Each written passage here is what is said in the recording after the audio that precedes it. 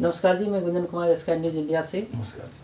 आज हम जानेंगे 3 क्रिमिनल लॉ जो लोकसभा में बिल पास हुई है अभी नहीं, उसके बारे में जानेंगे विस्तृत कि क्या नई चीज़ें आई हैं। और एस एल शर्मा जी से जानेंगे और एक एनजीओ के संचालक जो हैं हमारे मनोज कुमार जी, वो भी जानकारी हम लोग साझा करेंगे आपस में।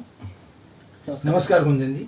स्काई न्यूज़ इंडिया के दर्शकों को मेरा नमस्कार और आज क्रिसमस की हार्दिक शुभकामनाएं आपको। गुंजन जी ने सवाल किया था कि भारत में 3 नए लॉ पास हुए हैं। कानून तो पहले भी थे, लेकिन अब उनका नाम बदल दिया गया है और धाराओं में परिवर्तन किया गया है। तो मैं आपको थोड़ा विस्तार से बता देता हूं संक्षिप्त में। जो 3 क्रिमिनल लॉ बिल लोकसभा में पास हुए हैं, तो ये भारत सरकार अंग्रेजों के जमाने की गुलामी के निशानों को मिटा रही है। और दोस्तों, पहले जो सीआरपीसी में 484 धाराएं थी, अब इसमें 531 धाराएं होंगी। दोस्तों, 20 दिसंबर को आपराधिक जो कानून संशोधन से जुड़े जो 3 बिल है ना, उनको लोकसभा ने पास कर दिया है। तो भारत सरकार ने सीआरपीसी आईपीसी की जगह भारतीय न्याय संहिता बिल 2023, भारतीय नागरिक सुरक्षा संहिता 2023 और भारतीय साक्ष्य बिल 2023 को लेके लोकसभा में इसको पास करवा दिया है। दोस्तों,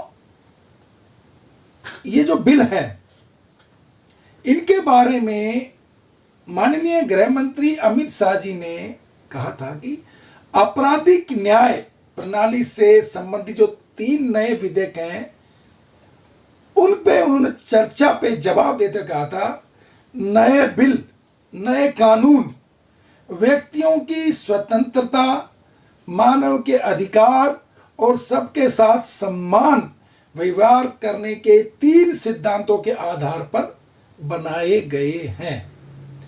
और दोस्तों, आजादी के बाद पहली बार अपराध न्याय प्रणाली से जुड़े तीनों बिलों का कानूनी मानकीकरण किया गया है। भारत सरकार कहो या मोदी सरकार कहो, नहीं, पहली बार आतंकवाद की व्याख्या के बारे में इस बिल में प्रावधान किया है। इसके साथ ही राजद्रोह को देशद्रोह में बदल दिया गया है।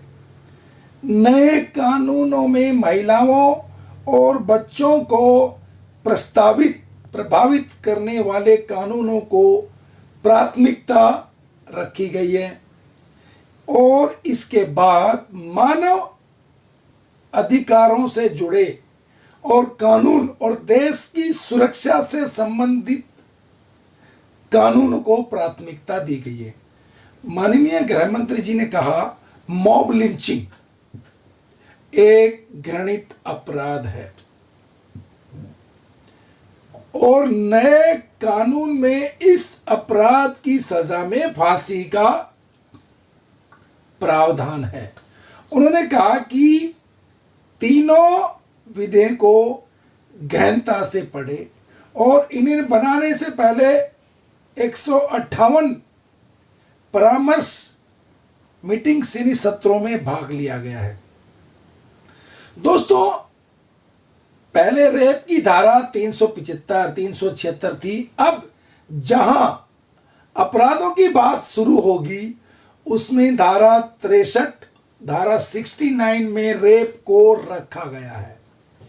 गैंग रेप भी आगे रखा गया है। बच्चों के खिलाफ अपराध को भी आगे रखा गया है। जो पहले धारा 302 का नाम सुनते, यानी कोई मर्डर हो गया किसी का, अब उसकी जगह अलग हो गई। गैंग रेप के मामलों में 20 साल तक की सजा या जिंदा रहने तक जेल।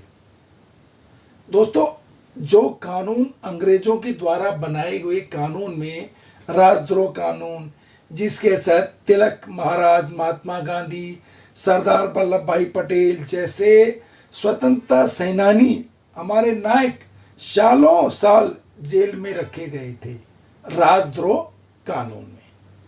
वो कानून अभी तक चला आ रहा था, भारत आजाद भी हो गया। राजद्रोह की धारा 124 कै को पूरी तरह खत्म कर दिया गया है। सीआरपीसी में 484 धाराएं थी, अब इसमें 531 धाराएं होंगी। 177 धाराओं में बदलाव किए गए हैं और 9 धाराएं जोड़ी गई हैं, 39 उपधाराएं जोड़ी गई हैं और 44 नए प्रावधान जोड़े गए हैं।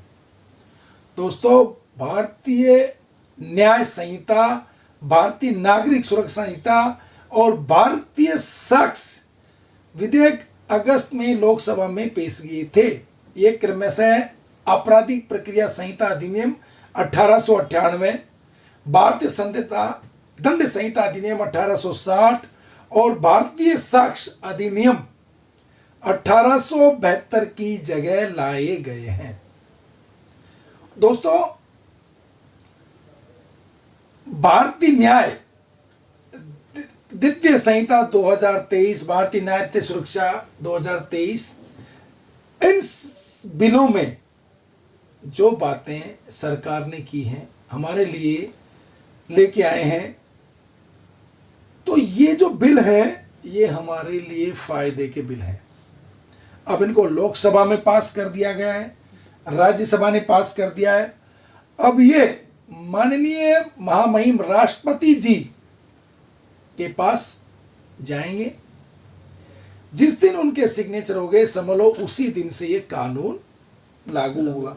हाँ, लेकिन एक बात है, जिस दिन से ये कानून लागू होगा उस दिन से नए अपराधों के हिसाब से धाराएं होंगी, लेकिन पुरानी धाराएं भी चलती रहेंगी जब तक उस केस का निपटारा नहीं हो जाता है। उन पे कोई इफेक्ट नहीं पड़ेगा, ना सजा पे, ना उनकी प्रोसीडिंग पे।